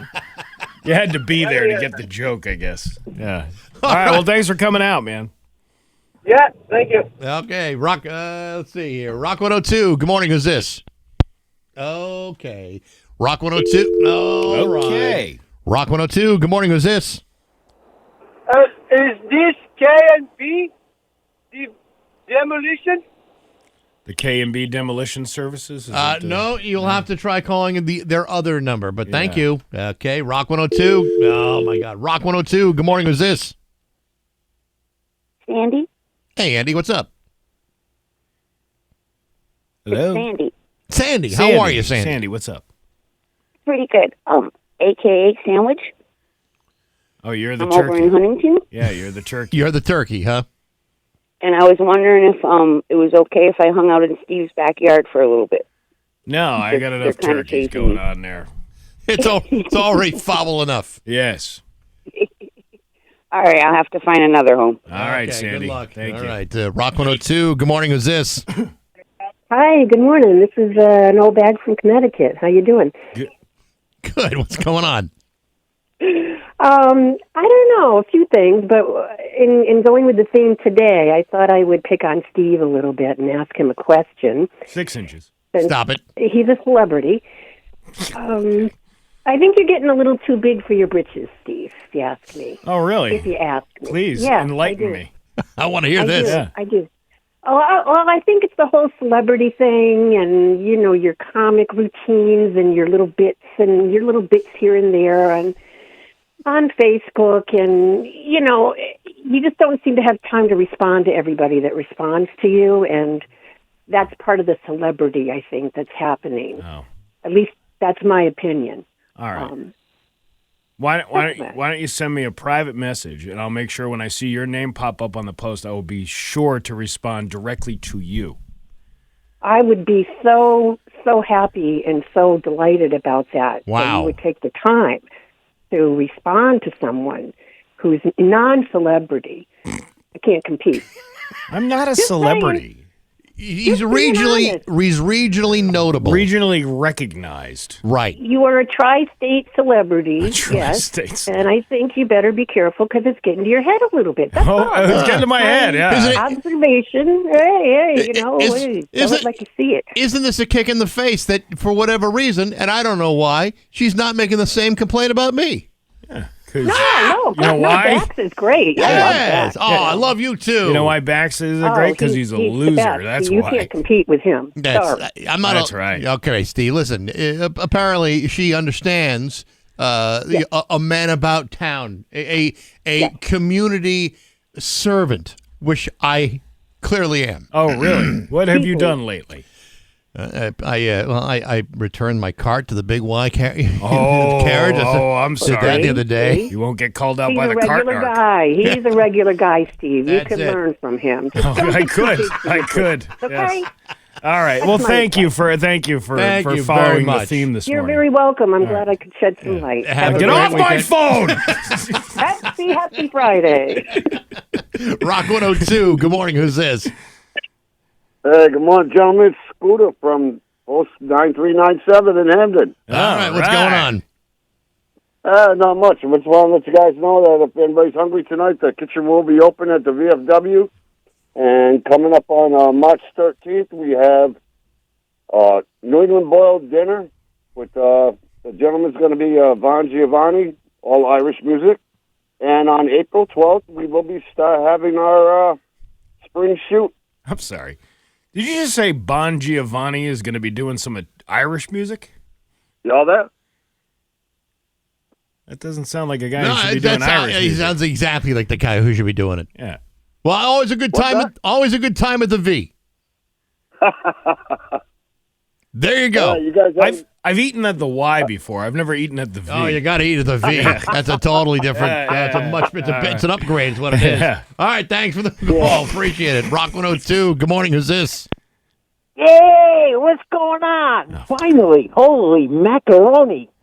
I can't even get through. What can we do for you, Macadamian? Nothing. I just wanted to say hello to you guys. Great shows this week. I, didn't want to disappoint my Rock 102 listeners that, look forward to following the rules. seeing if I have anything intelligent to say. I haven't called in a few weeks because I've had 3 crossing guard meetings back for 3 Fridays in a row. so I haven't called in. It's the first time in a while. Okay, so get to you. What are you trying to tell us? I'm trying to tell you guys have a great weekend, and can it get any colder out or what? I mean, that's a good point. All right, listen, you have yourself a great weekend. He's a crossing guard. Okay, that's right. Rock 102. Good morning. Who's this?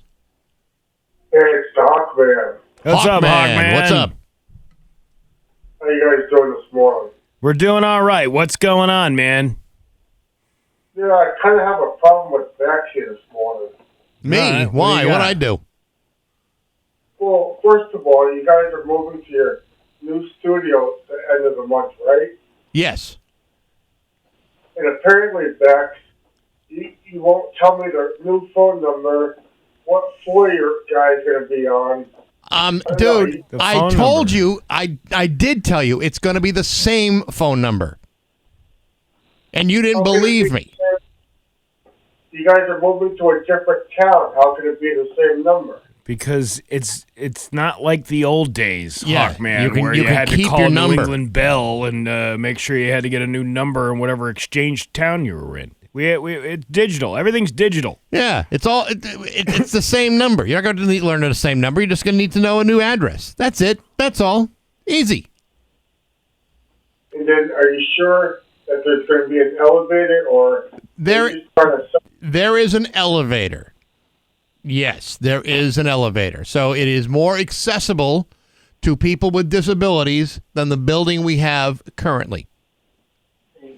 So say I go there and I go on the first floor, what direction do I go in? There's only one direction to go, and that is towards the office. Or is that straight, left, right? Here's the thing, Hogman. The elevator was broken yesterday when I went by the building, so you're not going to be able to get in. Well, then you have to carry me up the stairs then. Right. We'll get right on that. By the way, if you turn right at the elevator, you're going to be driving into a window. That's it should be a pretty simple way to figure it out.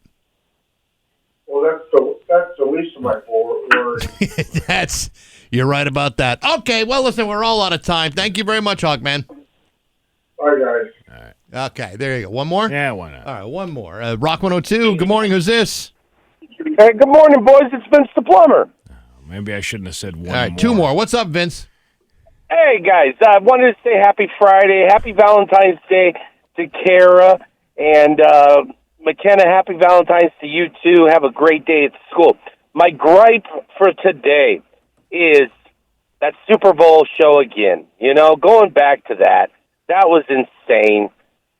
Don't understand anything that even happened at that Valentine's or at that Super Bowl show. But, yeah, it was interesting. It was interesting. Couldn't many people make the same? Couldn't people make the same Huh? complaint about you? Yes. Dude, my show in person is crazy. People are like, how do you do that so well? And I'm like, I don't know. Okay, All fair right. enough. Well, Listen, thanks, you have Vince. yourself a damn fine weekend. Thank you. One more, please. Rock 102. Good morning. Okay, one more, please. Rock 102. Okay, very good. All right, I think we've. Is that it? I think we probably should wrap it up. Jesus. Why was yesterday so good, and then today it's Today is like so painful. Yeah. Anyway, thanks to the folks at K&B Diversified Services. There's your open line Friday. Day 26 on Rock 102. 28 with Bax and Nagle on Rock 102. Liam will have the full forecast for you, and he will tell you. This morning at 9 o'clock, if you go to rock102.com, you could save 30% off at Kohl's Building Supply in North Amherst. Kohl's provides quality materials for any home improvement project. You can visit their kitchen design showroom, the Benjamin Moore Paint Store, and their flooring showroom. They got it all right there, and it's starting at 9 o'clock. You could save 30% off by going to the Shop 30 store at rock102.com. Don't miss out. 30% off at Kohl's Building Supply. A couple of chime-ins from the Route 10 Tire listener line. Hey, I thought they did Corey checks on crossing guards. Apparently not. I think anybody can do it. Good Lord, how tedious. Mm-hmm. You didn't consult with Hawkman during construction? You ninnies. You know, he has been begging for information about every aspect of the build-out. And I'm there. Like I'm the one holding hammers or paintbrushes. I'm not involved in any of that. And he asked, what's the phone number? And I told him it's the same phone number. Well, how can that be? You can use your same phone number anywhere now. It's just, it's the way the whole system works. You can why would I lie about that? You can move halfway across the world and still have a 413 number. Yes. Yeah. No one can get through because they are trying to talk to the tri-state celebrity. What states are we talking here? Are they talking, I guess, New York, Massachusetts, there's southern Vermont. You can hear us. Yeah, but I think she was referring to me specifically as a tri-state. I think it's New York, Connecticut, Massachusetts. Yeah, but you can hear us. But if you want to add the southern part of Vermont, then you're a quad state celebrity. All right. Did Open Line Friday already happen? It happened, and it took up a lot of time. Well, there you go. It's 8:30. News is next to Rock 102. Here's your 33 with Bax and Nagle on Rock 102. It's time for news brought to you by Freedom Credit Union. Freedom is yours. Here's local radio icon Steve Nagle. Thanks, Bax. Quite the haul in Springfield. Nearly 24 guns, along with thousands of bags of drugs, have been seized following 2 multi-agency investigations. Mass State Police said the interstate narcotics investigators conducted 2 operations in Springfield on Tuesday and Wednesday in Springfield to take down several narcotics and firearms trafficking rings. That's a great name for a band, the Interstate Narcotics Investigators. I love it. Hey, they're playing Pearl Street this weekend. The Interstate Narcotics Investigators. Or instigators. I'd like to see that merch table. Yeah, all the. It's like the haul is out there. They have the guns and the drugs and the money, T-shirts, all that stuff. The first operation, which spanned 4 months, targeted an alleged drug trafficking operation ring based in Massachusetts and Puerto Rico, and culminated in 6 search warrants being executed simultaneously in Springfield. The second operation reportedly targeted what state police called a mid-level fentanyl trafficker who was operating in the greater Springfield area.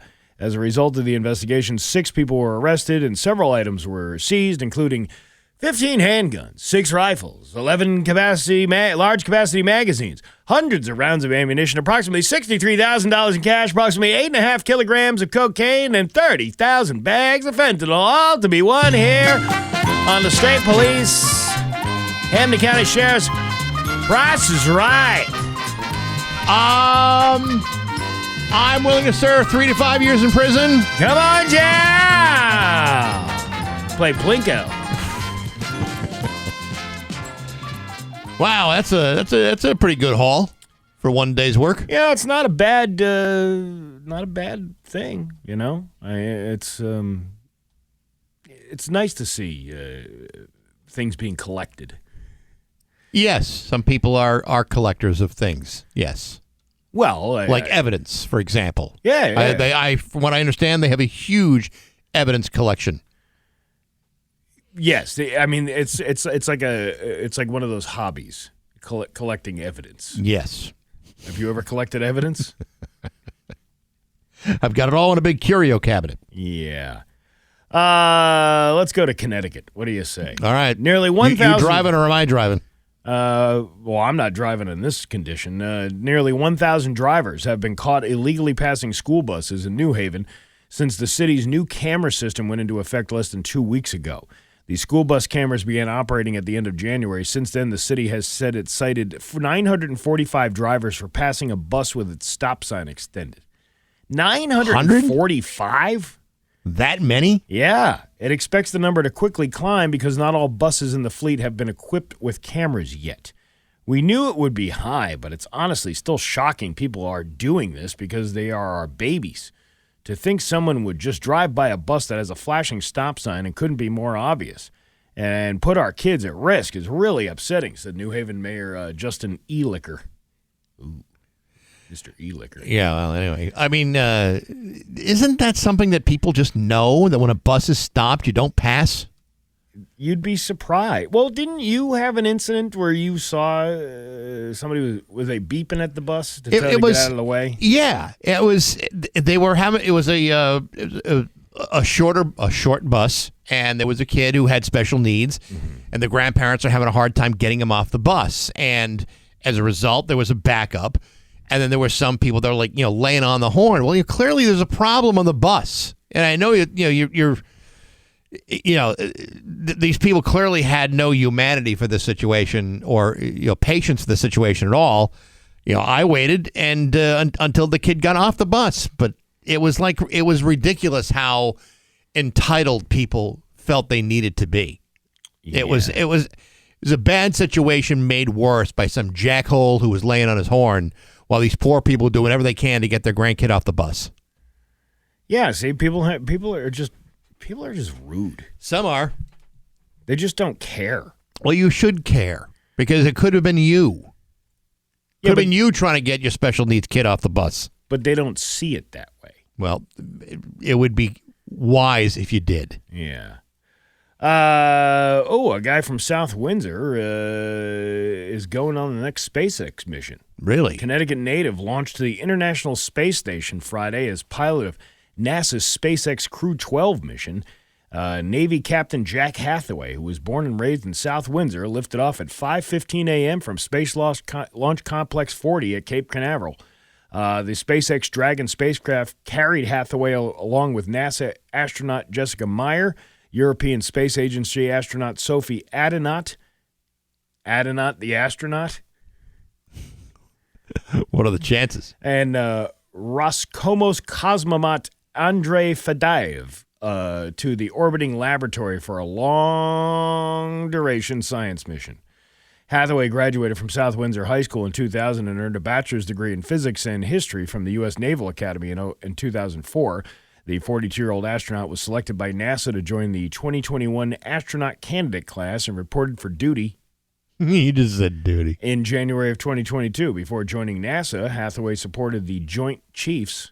You just said Chiefs. At the Pentagon and was signed as prospective executive officer for Strike Fighter Squadron 81. That's pretty cool. Yeah. He's going to space. Man, I would love to go to space. Now, I've seen a lot of spaced out people in South Windsor. I've just never seen anybody actually go to space and come back. Yeah. So this guy's way ahead of everybody. I think it'd be kind of cool to go. Just like a weekend trip. In space, come back. Next thing you know, you get back home, find out that apes have completely taken over the earth. Yeah, but who's going to watch the cat while you're gone? I'll make arrangements. Will you? I'll make arrangements for the cat. Oh man! Well, get somebody good to take care of them. We don't want to see any. All right, but if the earth has been taken over by talking apes, that's when you really got to start to worry. Then I'm going to ask a lot of questions about the cat. Well, who would you put in charge of your cat? Wasn't that the old Christy McAuliffe joke with the space thing?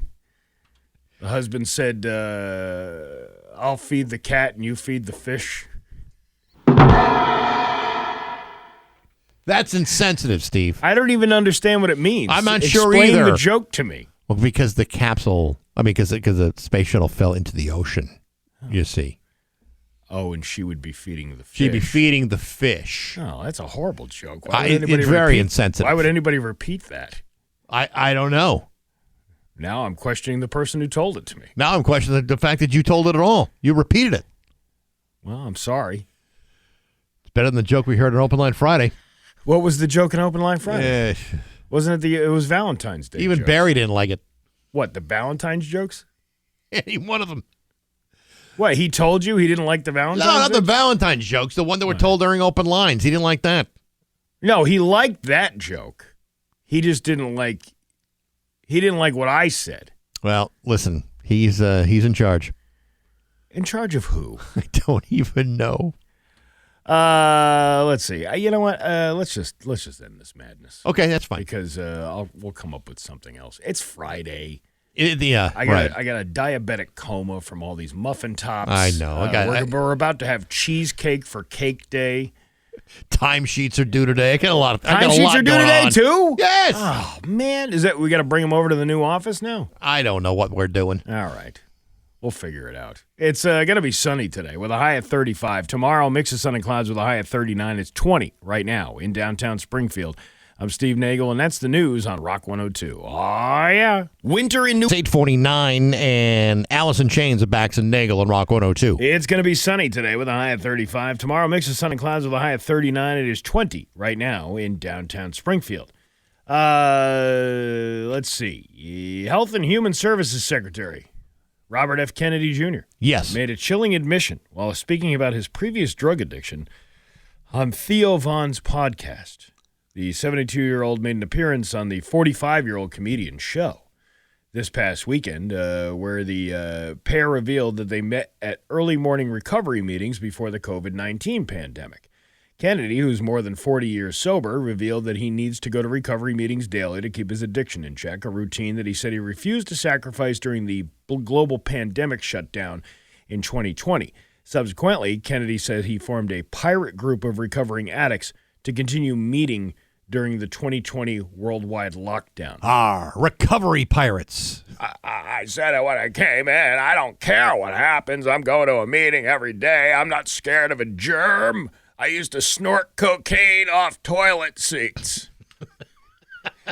That's what he said on the podcast. That's an actual quote? Yes. He said that during the podcast. Huh. I used to snort cocaine off, and that would turn into crack. Wah, wah, wah, wah. That's hilarious. Yeah. Now, let me ask you this. Was somebody sitting on the toilet seat at the time? Probably. Wow. I mean, that's an addiction. Maybe it was that Barry he took with him to the Peter Luger Steakhouse in the back of his car for hours on end. Yeah. Well, hey, listen, sometimes the addiction can get a hold of you. Next thing you know, you're snorting lines off plumbing supplies. I don't take vitamins. I photosynthesize confidence. That's how we do it around here. I don't eat gluten either. I just intimidate it out of the food. Now that I would like to see. I don't trust anything that ends in ology. That's how they get you know. The two recovering addicts went on to discuss the importance of AA community, keeping each other accountable to stay sober. He was first arrested at the age of 16 for marijuana possession. At age 30, he was arrested in South Dakota for heroin possession, which led him to seek treatment for the drug abuse. And now look at him. He's as healthy as can be. I detox now by blocking people on social media. My dentist told me to floss. I told him my ancestors used to chew rocks. We don't need floss. we just knock the stuff out of our teeth with gravel. I stopped drinking water after I learned it was 100% liquid.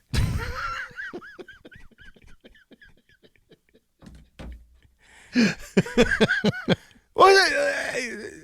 know, what was it? Dr. Oz came out a couple of weeks ago about, like, alcohol use. Yes. Just don't drink it for breakfast. Yeah, right. Any other time, it's great for social interactions. You know, like during like a family fist fight. Yeah, but not 6 a.m. in the morning before work. Yeah, that's not healthy. Yeah. But after it turns 5 o'clock somewhere, all bets are off. Hey, listen, man, I'm glad we got these people looking out for our health. Yes. If we didn't have that, and I wouldn't know to not do those things. Sunscreen? You mean melanin suppression cream? I let the sun negotiate directly with my cells.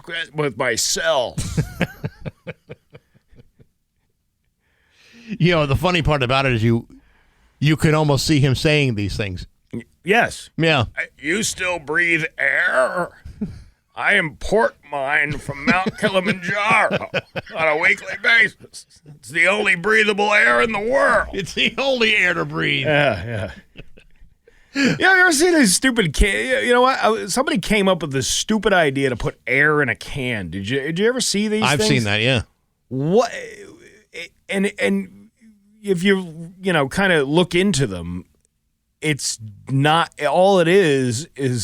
And you're not talking about like compressed air. It's not oxygen. It's not like like bottled oxygen. This is just air. Like it's just something that somebody caught in a bottle and put a pressure thing in to give to you. Yeah. Well, that's a good gift. Is it really though? It's the pet rock of the new millennium. I used to have a pet rock. I hit it, and I hit it in the back of my trunk and went to a Peter Luger steakhouse and then dropped it off in Central Park afterwards. People get really mad when I talk about RFK. I know they do. I don't know why. It's the political part of it. I think people don't feel comfortable with. I don't feel comfortable with any political stuff. I don't blame you. Yeah. It's 8:55 with Bax and Nagle on Rock 102. When